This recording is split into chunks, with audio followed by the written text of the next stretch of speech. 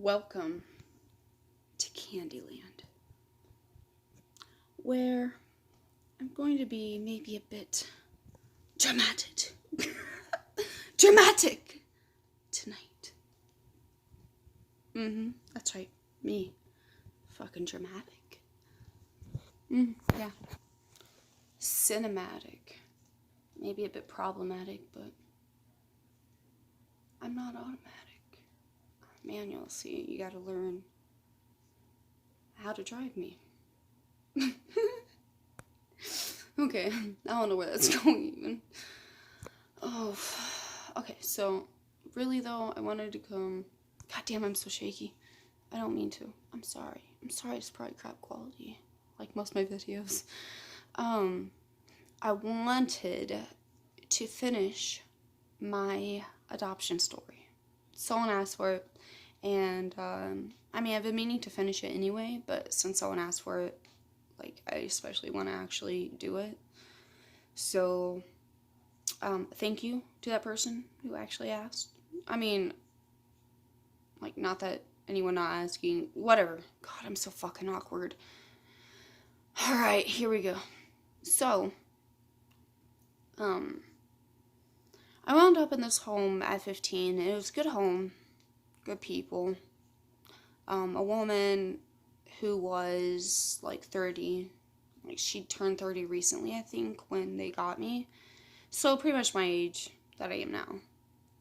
And her husband, who is like 34, 35. And their, her twin daughters, who were actually, like, ironically, the age of my biological little sister. And I was living in agency shelter, and I had ran away for like 2 or 3 months at 15-ish because, well, I just fucking got a wild hair up my ass one day, to be honest. Like, I can count the number of promises I've broken on like 3 fingers or less. So, I mean, I do not like breaking. I will not make a promise if I don't know for sure I can keep it. Like, it is. Oh, I don't like. I don't like. I'm a woman of my word. And so, like, I had just seen my mom at a visit, and I told her I won't run away. But, like, I'd already been thinking about it. I promised. And it is one thing that I broke my word on, and I can admit that, you know. I've never always fucking right. You know, I've been wrong about a lot of things and come a hell of a long way in my life. And I've got a hell of a long way to go. And I know that. Very much so.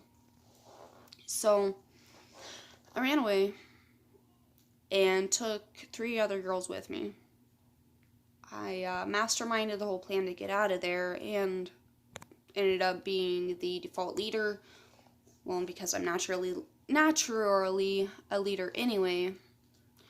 So I told the girls, because one thing I realized was the schedule there, because it was so strict, you know, at this time specifically, you know, you do this. At this time specifically, you do that. Like, very rigid, very militant. So I saw that as a downfall. I saw that as a plus for us. Like, okay, I know we'll have supper at this time.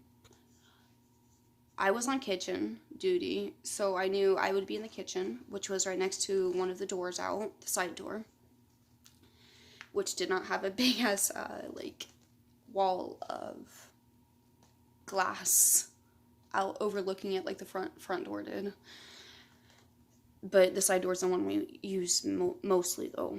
Anyway, and I knew where the other girls would be, so I told them all, you know, like, okay, we're gonna do supper, you know, I'm gonna be doing kitchen routine, and, you know, like, right after I get it done, before I come to the bedroom, I'm going to get our coats ready, and, like, shoes and stuff, and, like, get them set in place, but not too obvious. So I did that, and then told the girls, you know what, exactly this time, because I knew it'd be after the staff came and checked on us, but before the next time they'd come and check on us. So I waited for, like, the bedtime thing, and I put on a pair of jeans over a pair of like basketball, just comfortable shorts. I remember the exact jeans, Todd Oldham, the brand. I loved it. I've never found a pair like them since. But the way they fit me was just fucking perfect. Everything about them. And they're so comfortable. So I had those on, I had the shorts underneath, and then I had a maroon shirt on that had like that V-neck and like a little scrunchy here, and then like the sides, like at the hips came up a little, like, you know, like it was scrunched up the sides. It was super fucking cute, long sleeved, and like you know, hoodie, and then my fucking coat eventually. So I have all that on, and I get in bed, you know, like I'm going to sleep. You know, wait for them to come and check on us, yada yada, it's bedtime. And then, you know, wait for the time and then go and meet them by the front door. Anyway, goddamn, I make every fucking story long as shit. I ramble like a motherfucker. I don't know if you've noticed. So, anyway, I ran away. I leave this girls out. We get our coats, we get our shoes. We go out the door and we're like, fuck, which way do we go? So I'm like, fuck it. Girls, we gotta move. Like, if we're gonna do this, we gotta move now. So I'm like, start running off to the side, and they all follow me. Like, I ran off towards this, like, line of woods. Well, I didn't notice how fucking shallow it was because it was dark. And it was only like 20 fucking feet wide, probably. We ended up on the other side in mud. So then I'm like, motherfucker, it's just a big old muddy fucking field. God damn it. So I was like, alright, it looks like we're crossing the road, going over to those woods. So we ran over, and of course a mud cake in our shoes got really heavy, and I'm like, gotta keep going, fuck this place. And, well, you know, we get over to the woods, and I'm in the front, you know, just fucking running, like mindless, just like a chicken head, you know, cut, like its head cut off. I just wanted to get the fuck out of there. So I'm running, and they're running, and we come up to this, like barbed wire fence, and two of the girls get over it just fine, and they keep going, and I get over it just fine, and I start going, I turn back, and I look, and I see one of the other girls is actually stuck on it, and I was like, man, I looked at the girls, the other two walking ahead, and I was like, hey, you know, like, she's stuck. Well, see, this girl had been pretty much whining the whole fucking time. This, that. Like, we were all pretty sick of it. But I couldn't leave her there. So I was like, fuck it, you know, whatever, they're gonna walk off. I'm not leaving this girl in the middle of the woods stuck on a fucking barbed wire fence. Sure, she might get herself off eventually, but that's just a very cruel, cold-hearted thing to do, in my opinion. So I helped her get off there, you know, and she's still whining, complaining. And we come out finally out of the woods. It's a fucking joke. I don't know if you've ever ran mindlessly in the woods in the dark. It's easy to run in circles, let me tell you that. We came probably just like city blocks distance away from where we entered them on the other side of the shelter that I had just ran away from. And I see the sheriff car parked there, and so I'm like, fuck. And I see the shadow or the silhouette of one of the staff members in our room, because the light's on and all, and I'm like, fuck. So I'm like, well, girls, pretty much like, here's where we gotta decide. Like, are you serious, or do you want to go back? Well, the girl that got stuck on the fence, she wanted to go back, so like, that's fine, you know, go ahead, you know. So she did, and I was like, all right, you two, let's go.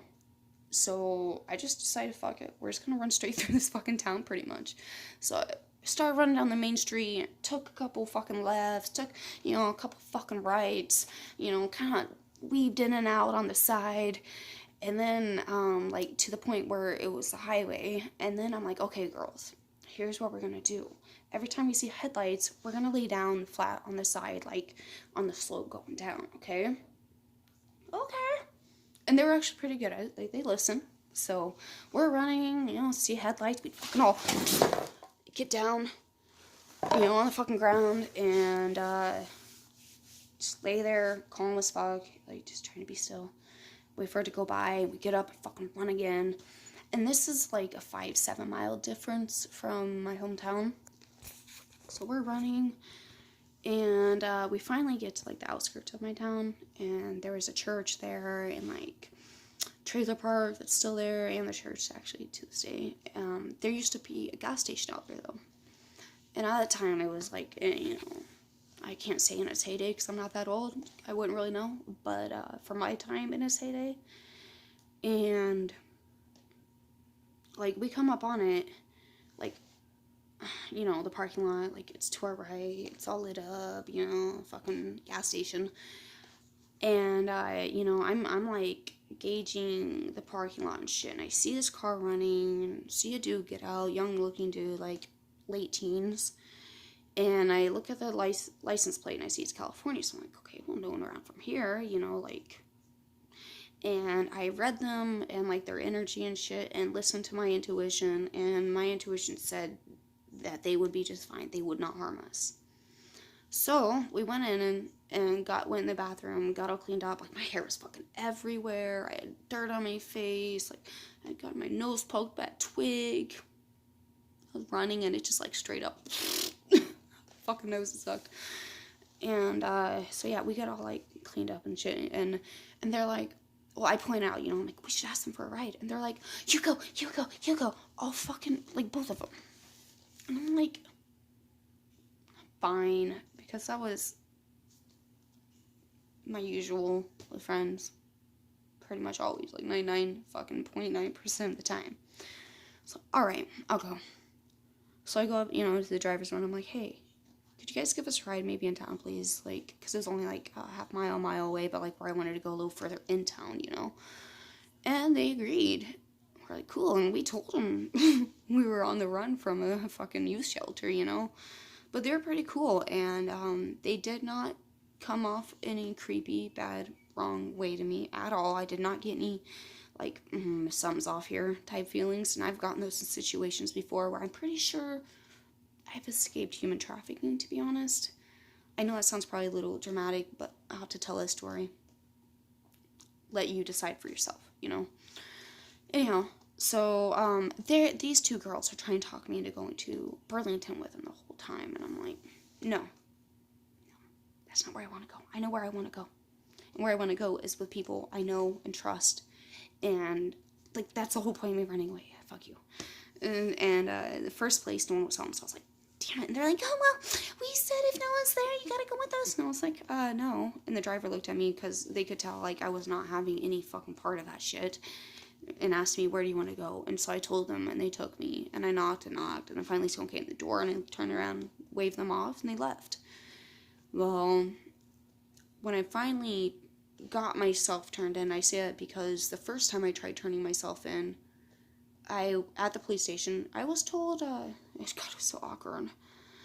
I went in with a couple of adult friends that I knew for a very long time and trusted. Went up to the window and was like, hi, my name is Candy, you know, and, you know, I'd like to turn myself in. And she looks at me, and I'm like, I ran away from, you know, shelter at, you know, this date, but yada, yada, yada. And she's like, okay, and she starts looking through her paper, and she's like, you're not on the missing persons list. And she just said it so, like, just factual, it is what it is, you're not on here. And then looked back down at, like, whatever work she was doing. So it was like, oh, okay, peace. So I left, and I stayed on the run again for like another month. Anyway, so I ended up in this home. They're really good people, and I was back at the shelter because I had arranged a deal where if I turned myself in the second time, that I would make for sure my social worker wouldn't send me to the place she kept always threatening to send me to, Toledo, which from everything I heard was not the, you didn't want to go there. So, I mean, I heard that from kids, not the adults, so I actually knew it was a fucking shit-tacular place, and it was the biggest problem for me 3 hours away, and I knew I wouldn't be able to see my mom then, or my siblings. No. So, I get back to that shelter, you know, and these people come that just got their foster license, or like foster to adopt, and like they wanted to see me, so they took me out to dinner with their twins, and like we go to a restaurant that I had been at when I was a child with my family a lot, so it was pretty cool. And then they take me to their home, and dogs always loved me, so, like, all her dogs pretty much, like, all came up to me all, and got on my lap and shit and let me pet them, and they're like, yay, and I remember Nikki even said something about, like, if your dogs trust a person, you can trust them pretty much. Oh, like, the dogs made their decision. They just fucking loved me. And then they told me later on, too, like, when the staff members pulled them aside and was like, in another room, was like, look, she's one of the best people we have here, pretty much. Like, he didn't make it any secret. I was one of his favorites, and he told them about a time that I had actually forgotten about, but where another kid, teenage boy, was mouthing off and being so fucking annoying and disrespectful to them. But the thing was, it was causing everyone else to have to wait on supper, and it pissed me off. And he wouldn't listen to him, so I finally spoke up. I was like, dude, shut the fuck up. You're making us all wait. You need to get in line. Like, fucking check yourself before you wreck yourself, pretty much. And got him to shut the fuck up. And, like, he always respected me for that, and I didn't know that until they told me, told him that story. But anyway, so I went there, and they're really good people. They really were. But, like, she had some of her own inner problems that I really think she should have absolutely addressed before getting into the foster to adopt system, because it impacted me in such a way that I literally planned my own suicide. So she wanted to adopt me really bad. And I would have been cool with that. Fucking would have loved that, to be honest. They were a great family. But not under the condition she made it. The condition was only if I were to cut out my natural family, the one I lived with for 13 fucking years, forever, and act as if they were never my family. As if I was born to her, I never knew them, never experienced my mom's stories to me as a child, never experienced her doing the motherly things she did for me, cuddling me, making me feel like I was okay and safe and loved, despite how poor we were, despite how hungry we were sometimes. I was never hungry for love from her. So, no, I will not cut out my natural family forever. Absolutely not. I'm sorry. But with everything that had happened to me at that point, and what happened to me with her, I got to a point where I couldn't speak freely to her. I couldn't, and to really anyone. Writing has always been my best form of, like, expressing myself, articulating how I feel and think and what I want and everything. So that's what I do. It's what I've done since I was fucking 10. She didn't even know that. She never took the time to actually get to know who I was. She wanted to mold me into this person that I wasn't. And I realized that in retrospect, but then it was the fact that she was trying to make me give up my mom and family and call her mom and be adopted. Which would have been okay, but, like, it's just so weird how much she pressed the mom issue. She would literally... Okay. So I did a lot of extracurricular activities, like, one for the experience, and because, I was curious and wanted to try it and whatnot.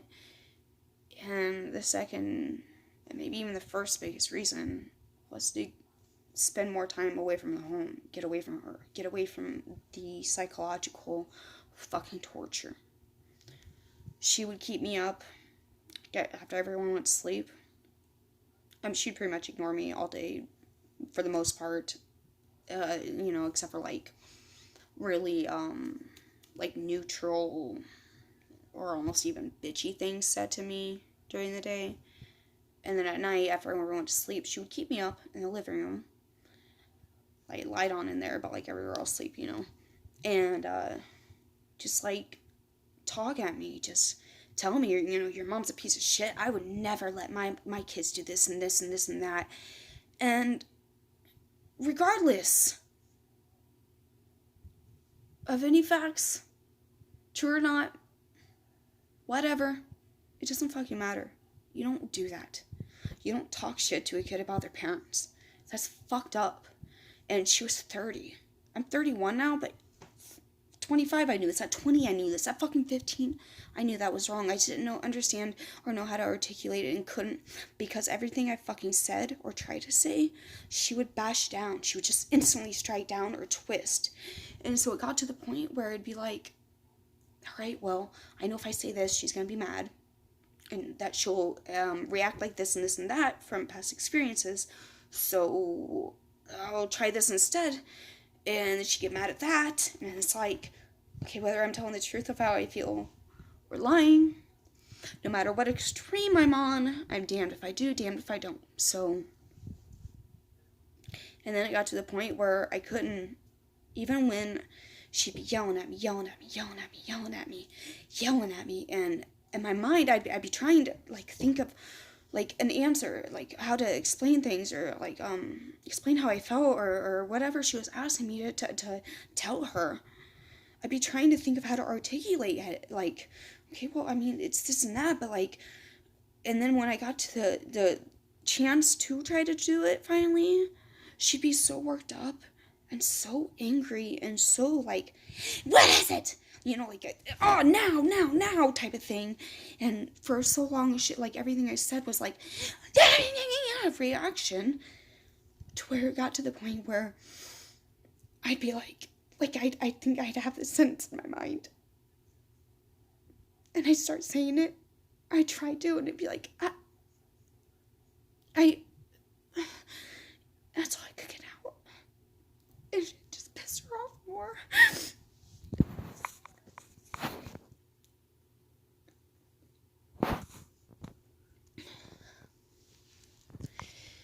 I remember one night, she kept me up till 2 or 3 in the morning, you know, and I had school, I had extracurricular, I had homework, I had, you know, normal teenage shit, plus all the trauma I experienced as a child from my stepdad,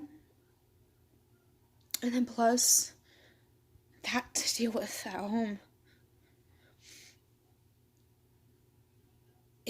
After 2 years, it got to a point where I was so numb to everything.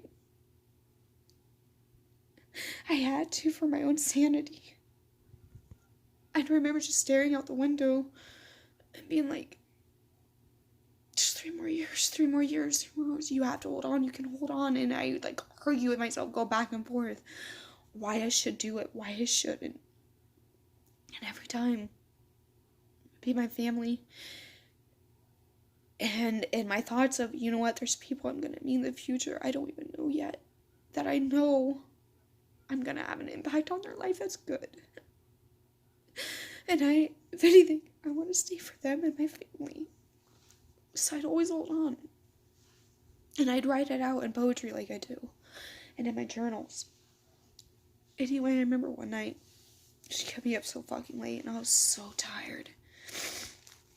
I did football, cheerleading, I did track, I did cross country, though I didn't run, I managed. I did volleyball my senior year. Oof. You know, I did chorus, like musicals. I fucking did like almost everything. Almost FCCLA. And I was so fucking tired. And I was borderline anemic from like 16 on, ever since the first and only blood transfusion I was allowed to give. Because after that year, it was always like you're too close to being anemic, or that plus your blood pressure's too low. So I tried though. Anyway, ironic how that's come back in my life to actually save me. Not my own blood, obviously, but like the whole blood transfusion shit, you know. Anyway, so, you know, I'm sitting there and I'm trying to stay up, and have you ever been so tired and have to stay up where you have to like hold your eyebrows up, like to keep your eyes open? That's what I was doing. And so I'm like trying to keep my eyebrows up as high as possible, keep my eyes open, listen to her. And she's just, and suddenly I like jolted up and awake. But I'm not talking to a damn corpse. And I was like I was so fucking tired. Shit. I don't know if I blocked some of that, but she woke me up by saying I'm not talking to a damn corpse, but yelling it. And I was so tired I didn't even realize I'd fallen asleep. And I think it was that same night she called me a bitch. Cold-hearted, spineless bitch. So yeah, a lot of fun there. That's my adoption story. That's why I don't think every kid should be adopted. Every kid that wants to be, absolutely, I mean, without a doubt, hands down, 100% But no kid should be put through hell because an adult has personal emotional issues from their own past, from their childhood, that they're going to take out on a kid who's already from a broken past, who already obviously came from hell, you know? Like, nothing to do with my mom. My mom, I love her. She tried to do the fucking best for us. Fucking stepdad. And then the fact that she didn't have any fucking support system. So, it was her all on her fucking own, you know? So, whatever. Anyway.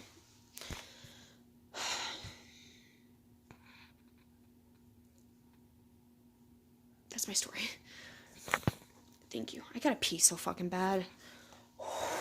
Oh, I want to do this, though.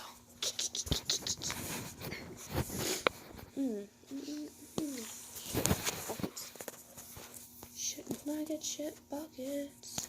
Ooh. I like singing sometimes. Actually, I love singing, but I'm not a good singer. You guys want to hear it? Alright, sure. Happy New Year's, by the way.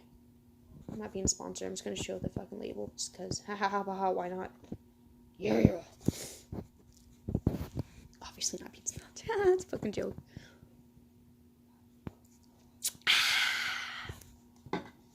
Yummy. So. Actually, fuck, why don't we just finish that off? That's like drinking almost all the milk in the milk carton as a kid. But not all of it because you don't feel like recycling the thing. So you put it back in with like 2 drops in it, and your mom's like, "What the fuck? Who put this empty carton in there?" Carton. Oh, I gotta pee so bad. Alright. Happy New Year's, y'all. I'll sing for you next time. Deuces. Much love.